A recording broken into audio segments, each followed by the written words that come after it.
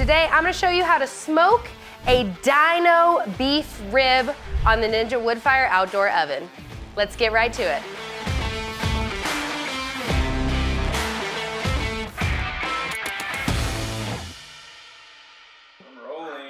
Okie dokie, let's get the beef ribs out of the fridge. I got this from the local dinosaur shop. I went in there and I said, you got any Cyterosop? What are dinosaur names? Cyterosop? Trisonosaurus Rex. Look at this dino rib. This thing's huge. So normally you'll find this cut into a couple different pieces because they're just massive. But I told the butcher I wanted to impress you guys, so I got this massive cut to show you how to cook it on the Ninja Woodfire Outdoor Oven. Let's do it. Get my cool gloves that Travis got me for Christmas. I've been wanting some lady barbecuing gloves. Thank you, babe. All right, so we're gonna remove the silver skin. Just gonna get the right knife here. Now, if you've got a lot of fat on the top, you're gonna trim that up. You're gonna want about 1/4 of an inch of fat. I'm doing pretty good. My butcher hooked me up, so don't need to do any trimming on the top. I am gonna remove this silver skin on the back side so that it has the opportunity to kind of get off the bone and really be tender. That silver skin can hold you back, man. Do you see here? How I removed a layer of fat, but there's still that silver skin under it. Don't be fooled. Probably the hardest part of making a beef rib is removing the silver skin. Pat it dry. All right, and I think we're gonna use mustard as our binder today. Never go wrong. A little yellow mustard. Just give it a nice little light binder. You don't need much. Just something to make the dry rub stick. Now I am using Uncle Steve's shake, the Get Your Moo On competition cow shake today, because it just had a really nice flavor, but it wasn't overpowering. It's gonna let the beef really talk for itself. So I am using the pan, the heavy duty pan that comes with the oven.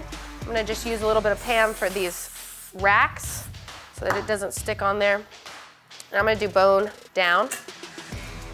I'm gonna do a nice little layer of seasoning here. And I like to season over the pan that I'm gonna cook in for one of two reasons. I can lift this grate up and I can kind of mop up the rest here. That way I'm getting as much as I can and not wasting any of that seasoning. It also helps me infuse the environment with flavor. And you're like, what the are you talking about? Infuse the environment. Are you a scientist? I thought you were a cook. No, I am a genius. So since I've got this pan, and then I've got the rack that lifts the piece of meat up off the pan, allows the air to kind of get under there, it gives me the unique opportunity to add some moisture into this cooking apparatus so that it creates a nice environment for this beef rib to smoke and cook effectively, create a nice bark, not dry out. If you know about the Ninja Outdoor Oven, you know that it's cooking quicker than normal smokers or ovens.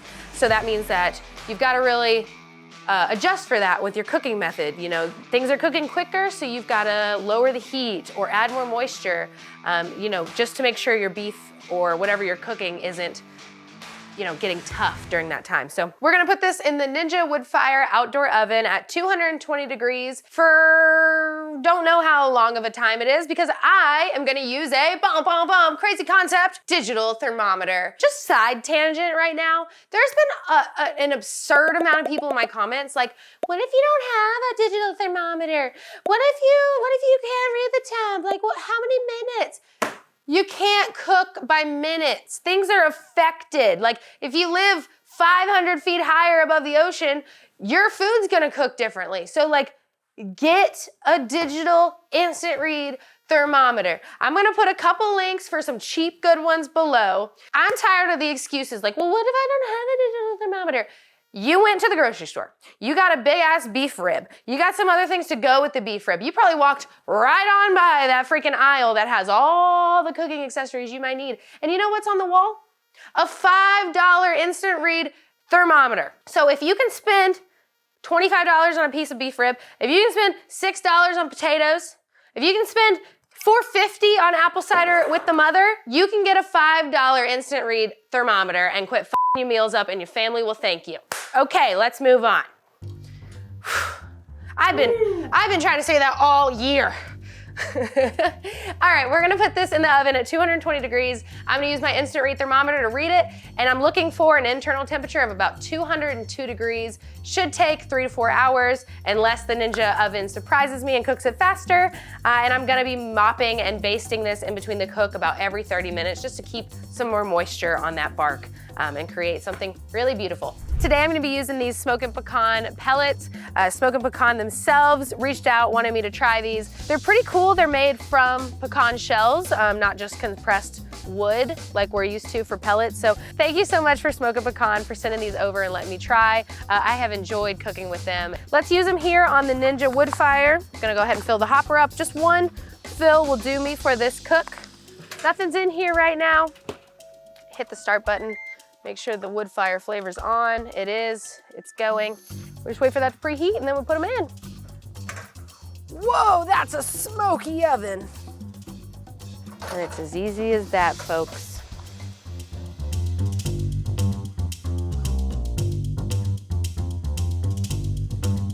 All right, now I'm just gonna mop it with a little sauce. Pretty much the same stuff that's at the bottom. Just gonna keep the top moist. Just gonna do the lightest mop until my bark gets really in there. I don't want any of the seasoning to wipe away, but I want to keep it moist. That's what helps cook the bark. And I'm going to do that every 30 minutes until it's done. Now it's thermometer time. All right, and I am going to put this thermometer kind of right in the middle. See, we have a smaller side and we have a larger side, so I want to get like the median temperature here. Now remember, pop quiz, what are we looking for? Is it 175? Is it 192? Is it 202? Or is it 215? 202, Travis wins a bite. It's reading 140, 141. Perfect. 2 hours left on the suggested 4-hour time. And you're about to trip on the bench right behind you. Looks so good. Oh. It looks good, it smells good. All right, as you notice, it's dark out here. It took way longer than I thought, but that ain't no problem. I've let it rest for about 15 minutes, and we're gonna dig right into it. It looks amazing, shrunk up just like I expected. This is why they call it the dino bone, because it just looks like it's straight off of a dinosaur. Cooked it to 203. I lost track of time for just a second.